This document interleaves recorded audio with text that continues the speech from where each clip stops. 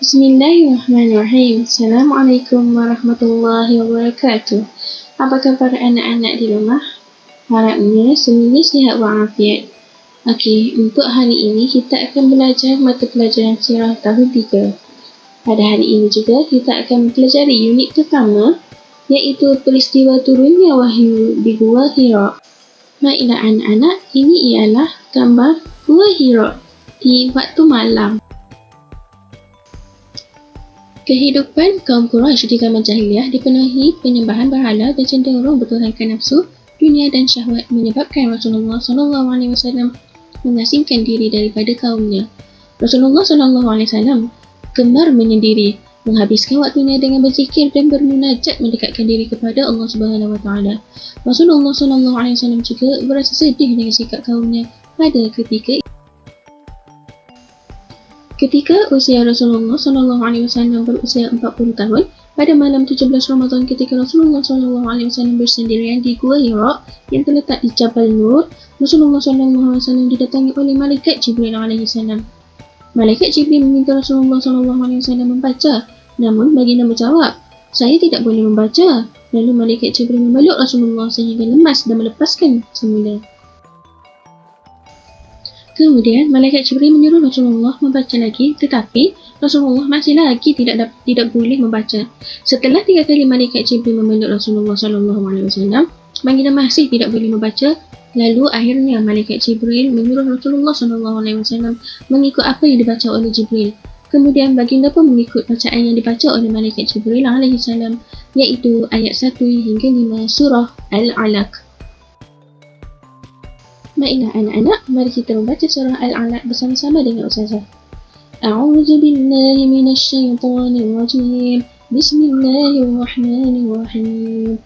Iqra' bismi rabbikal ladzi khalaq. Khalaqal insana min 'alaq. Iqra' wa rabbukal akram. Alladzi 'allama bil qalam. 'Allamal insana ma lam ya'lam. Shadaqallahul 'azim. Selesai bacaan tersebut, baginda bergegas pulang ke rumah dan perasaan sangat gemetar. Rasulullah SAW meminta isterinya iaitu Sayyidatina Khadijah untuk menyelimuti baginda yang dibasahi dengan peluh dingin. Tanpa berkata apa-apa, Sayyidatina Khadijah menyelimutkan Rasulullah sehingga perasaan gemetar baginda hilang. Kemudian, baginda bangun, lalu menceritakannya peristiwa yang berlaku di Gua Hira kepada Sayyidatina Khadijah. Khadijah membawa Rasulullah pergi berjumpa dengan sepupunya iaitu Waraqah bin Nawfal, iaitu seorang lelaki yang kuat pegangan dalam ajaran agama Nasrani. Rasulullah SAW menceritakan kisah yang dialaminya di Gua Hira. Lalu Waraqah bin Nawfal menjelaskan bahawa makhluk yang ditemui itu ialah Malaikat Jibril yang juga pernah menemui Nabi-Nabi sebelumnya. Waraqah juga menegaskan bahawa Rasulullah SAW akan dilantik menjadi Nabi dan Rasul yang terakhir seperti mana yang tertulis di dalam kitab-kitab sebelum ini. Tiba-tiba wajah Waraqah menjadi murung. Lalu Sayyidatina Khadijah berasa hairan dan bertanya, Apakah yang menyebabkan air muka kamu berubah? Waraqah bin Nawfal menjawab, "Wahai sepupuku Khadijah, ketahuilah olehmu, orang Makkah akan memusuhi Muhammad, malah akan mengusirnya dari Makkah. Seandainya aku masih muda dan kuat, pasti aku akan membela dirinya pada hari itu." Mendengar pernyataan Waraqah, perasaan Sayyidatina Khadijah menjadi suka dan duka. Suka apabila mendengar Rasulullah akan dilantik menjadi Rasul, dan duka apabila mengenangkan baginda akan dimusuhi oleh orang-orang Makkah.